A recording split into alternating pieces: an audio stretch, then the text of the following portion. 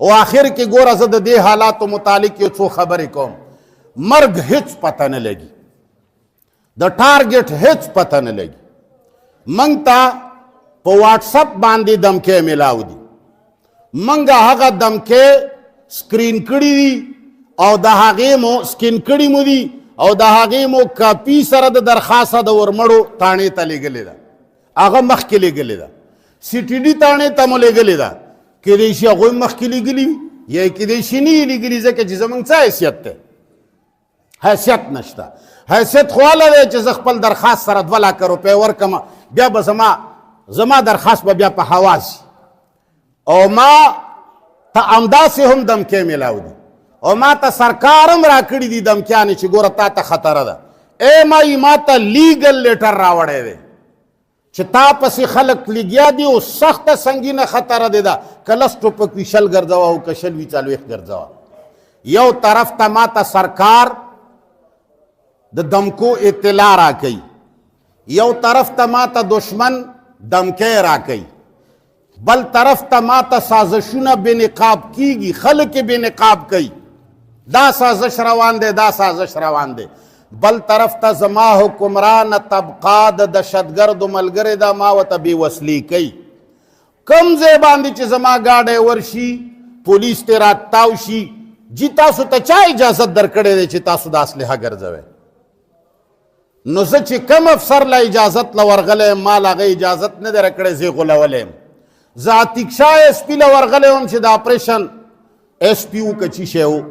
ډېر خوږ سړی و، ډېرې قدرمنې خبرې کړي خو دوکه کړی یم. ما له یې نه لایسنس جاري کړی دی، دی د قرآن و قسم وخوري که د زما په لایسنس قدرې دستخط کړی. زه ډي سي له ورغلی یم چې هغه خالد نامه وه، فوج نه ریټایر و. هغه ته ما خپل له فریاد و جړا کړې ده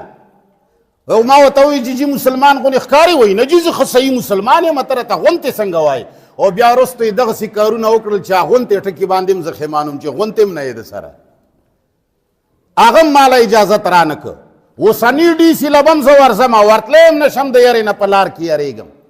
یو طرف ته درته وایي چې وجني دی،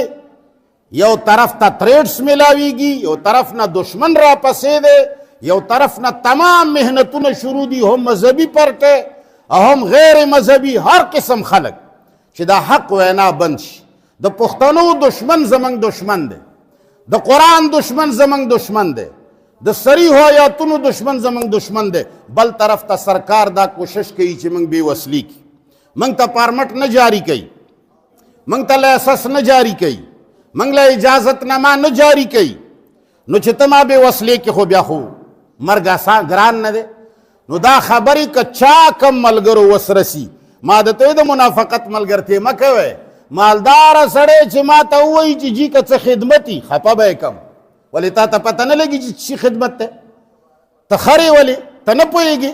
ته وړه نه خورې؟ تا ته دا پته نه لګي چې زه ولې دا کوم څه؟ دا قرآن کریم خدمت چې زه کوم دا انداسې کېږي؟ نو یاد وساتئ چې د چا پروچ وي هغه د خپلې پروچ،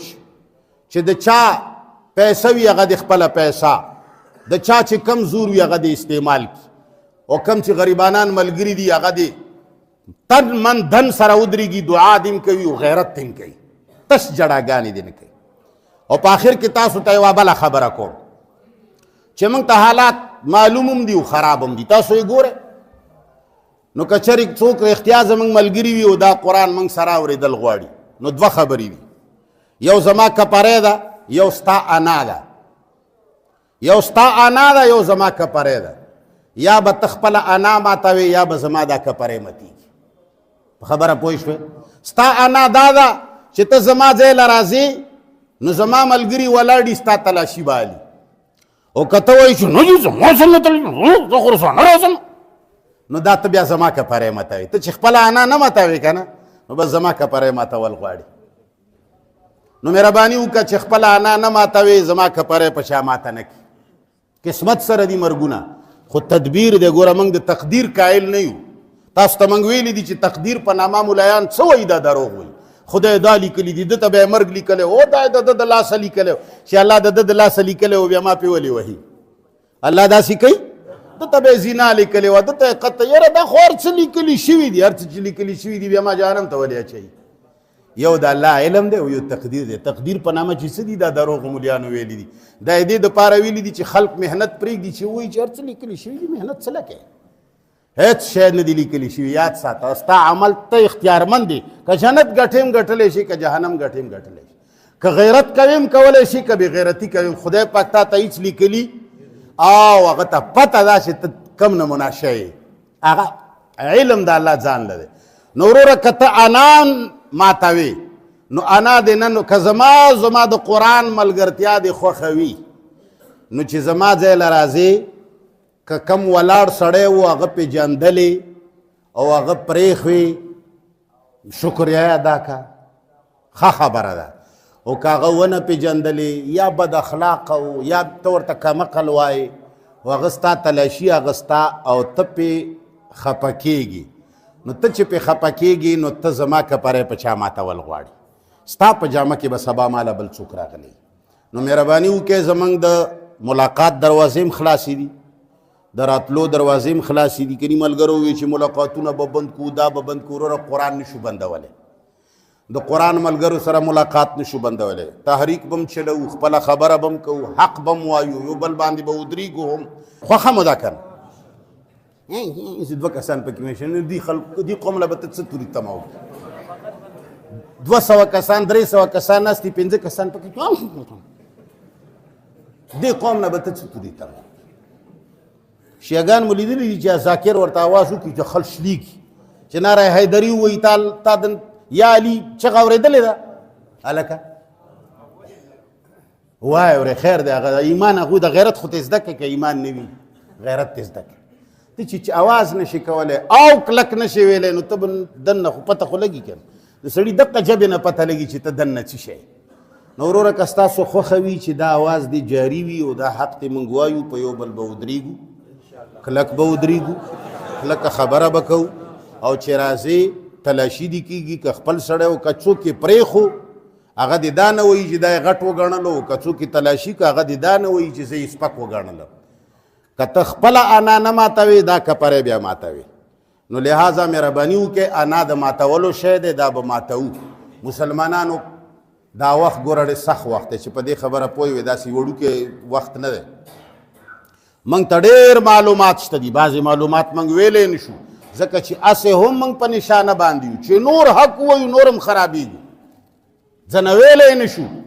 نو مهرباني وکړئ چې د چا کم ځای کې وسره سي د چا افسرانو کې وسره سي د چا په وکیلانو کې وسره سي د چا د پیسو وسره سي د چا د زور او د اپروچ وسره سي هر سړی د خپل کار خپله منډه ووهي چې موږ خپل کم دنیوي اعتبار سره تدبیرونه دي او ځان سیف کول دي هغه سیف کو او بل چې ملګري راځي د اول نه مهرباني به وکړئ اول به مخکې صفونو کې کښېنئ شاته به څوک نه کښېنئ تاسو شاته ځای ډک کې بیا چې کله وروستو سړی راشي یا مخکې راځي نو په هغه زموږ شک راځي چې دا سړی مخکې ځان ولې راولي نو هسې نه چې سبا ورځي موږ یو سړی په چادر کې پټ وي قدرمن وي عزتمن وي او زه ورته ووایم چې وروره دې ځای نه مخکې راتېر نه شي دا ستاسو د لاسه نو ته چې اول راشي دلته به کښېني چې دویم ورپسې راشي ورسره خوا کې به کښېني وت به نه پرېږدي څه شی کم سړی چې ول راشي هغه به بالکل دې محراب کې زما پوزه کې به کښېني چې لہذا د اول کم خلک راځي چې کم چاڼ شوي دي په ګڼه کې نه دي راغلي پوره سوچه ملګري دي چې دا قریبي علاقه بالکل دوی نه ډکه وي چې سړی پکې نشي راننوتی او که تاسو دغه خویونه وي لکه د دیمو نو وروره تاسو به ګپ لګوئ موږ به په چا خراب کړي صلی الله تعالی علی خیر خلقه محمد و آله و صحبه اجمعین